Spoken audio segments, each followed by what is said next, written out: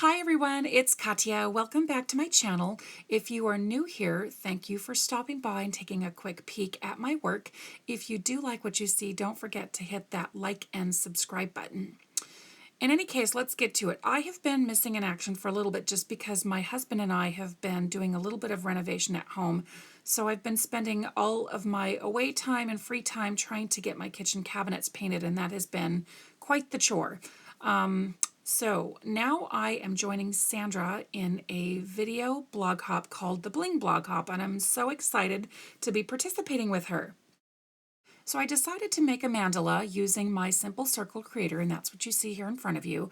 And this template is designed to take a square inch cardstock in the sizes that you see listed there to be able to create a circular pattern using stamps that you have in your stash.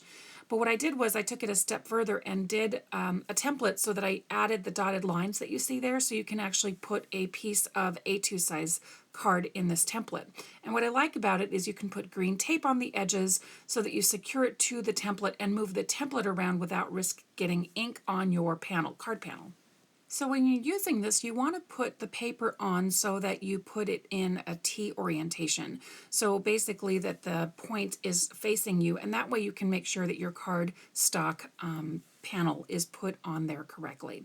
And then you're going to just secure it and cinch it right into the corner, always making sure that your template is always in the corner. And I always tell people that the best place to put your stamps is not towards the corner edge, the lower left-hand corner, but to basically put it towards the outside, towards where that lip is, where I've got my thumb on the lip. Put your stamps in that orientation because your impression will be really nice right here. So I will be using this Altenew Wonderful Wycinanki stamp set, and I haven't had a chance to play with it, but I love some of the stuff I've seen online and on social media using this stamp set, and I think they're beautiful. And all of those little stamps can create patterns beautifully using the simple circle creator, so that's what I'm going to show you that I'll be doing. So I'm going to be using an assortment of Ranger Oxide inks, and hindsight's 20/20, but if I were to do this again, I would probably just use standard dye ink because this ink is a pigment-based dye ink, and it stayed wet a little bit longer than I would have hoped, so it didn't allow me to do my stamping really quickly in repeated fashion, but it worked out just beautifully in the end once everything dried and the color smoothed out. So here I am doing it twice because my stamp is brand new and I haven't used it yet. So that second stamp worked out beautifully, and you can see I have a nice crisp impression.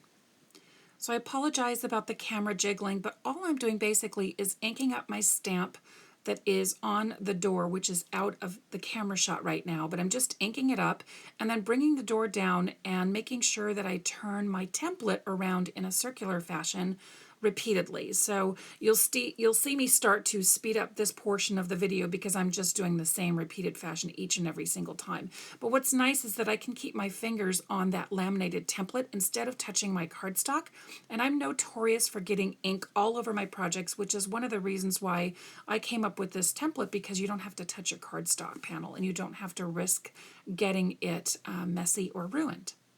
So all I'm doing here is repeatedly stamping that blue color repeatedly, so I'm going in a circular pattern, moving my template around instead of touching the cardstock, right? So it makes it easier for me. And as I go forward, you'll start to notice that I'm going to be picking up different colors, and then I'm going to start doubling up my stamps and using two different colors at the same time. And what's really helpful is if you decide to use two different colors and your stamps are small enough, if you space them in different locations, you're going to be able to stamp a lot quicker because you're going to be able to place your stamps in an area where you already know it's not going to touch another one. So here I am going in, and I had to double stamp that one because some of these stamps I have not conditioned and used yet. So you'll see now these are they are not stamping with blotchiness. They're stamping just beautifully each time I go around. And I've sped this up a little bit just to kind of save some time on the video. But I wanted to show you that when I start to pick up another stamp set, I place them in different sections in different areas using two different inks. And that's another way to help speed up this whole process. Okay, so here's where I'm showing you that I'm going to be using Abandoned Coral and Ripe Persimmon, And notice how I have my two stamps positioned in an area. So I have that one circle that's in the lower portion of the leaves, and I already know that that one stamp that is up higher on the screen is not going to intersect or impede with the location of the other one. So this is where you can actually pick up the door with those two stamps in place and making sure that my template is all the way tucked in that corner, and I'm picking them up, and it doesn't matter if this template just gets pulled away and you just have to cinch it back in the corner, but this is where you can use two different kinds of inks.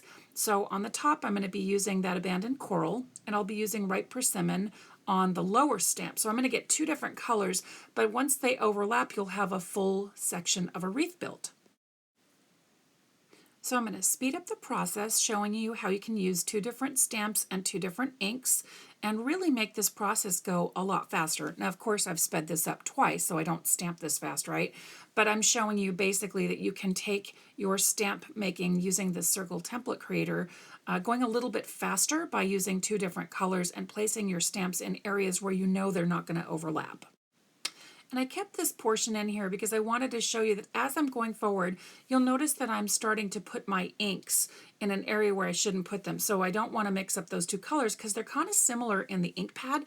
But what's really helpful is if you put your ink pads, like put one ink pad off to the left and then one ink pad at the top of your stamp positioner, it's easier to not get them mixed up. So I would recommend that you do that as well.